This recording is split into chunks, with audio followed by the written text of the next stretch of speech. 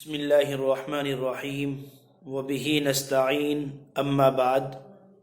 حدیث نمبر 13 عن سہل بن سعد رضی اللہ تعالی عنہ عن النبی صلی اللہ تعالی علیہ وسلم قال انا وکافل الیتیم فی الجنة ہکذا وقال باصبعہ السبابۃ والوسطی او کما قال علیہ الصلاۃ والسلام۔ حضرت سہل بن سعد رضی اللہ تعالیٰ عنہ سے روایت ہے، وہ نقل کرتے ہیں نبی کریم صلی اللہ تعالیٰ علیہ وسلم سے آپ نے فرمایا، میں اور یتیم کی کفالت کرنے والا، اس کی دیکھ ریکھ کرنے والا جنت میں اس طرح ہوں گے۔ اور اللہ کے رسول علیہ الصلاۃ والسلام نے اپنی شہادت والی انگلی اور وسطی یعنی ان دونوں سے اشارہ کر کے فرمایا کہ اس طرح ہوں گے۔ یتیم اس بچے کو کہا جاتا ہے جو ابھی بچہ ہے، نابالغ ہے اور اس کے والد کا انتقال ہو جائے۔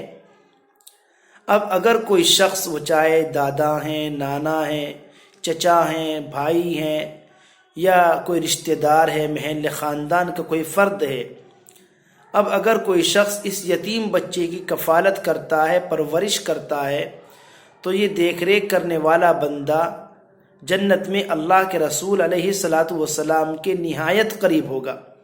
گویا کہ جتنا فاصلہ ان دونوں انگلیوں کے درمیان ہے، اتنا فاصلہ آپ علیہ الصلاۃ والسلام کے درمیان اور یتیم کی پرورش کرنے والے کے درمیان ہوگا۔ محدثین نے لکھا ہے کہ اگر کوئی شخص اس حدیث کو سنے تو اس پر ضروری ہے کہ اس حدیث پر عمل کرے، تاکہ قیامت کے دن اس کو اللہ کے رسول علیہ الصلاۃ والسلام کی رفاقت، آپ کا قرب اور آپ کی صحبت نصیب ہو۔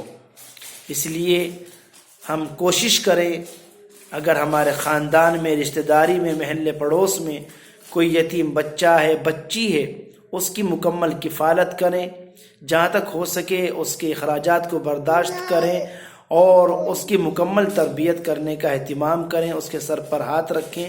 انشاءاللہ دنیا میں بھی اس کا اجر ملے گا اور آخرت میں بھی اللہ کے رسول علیہ الصلاۃ والسلام کی رفاقت، آپ کا قرب، آپ کی صحبت نصیب ہوگی، جو یقیناً بہت بڑا انعام، اکرام اور بہت بڑا مقام ہے۔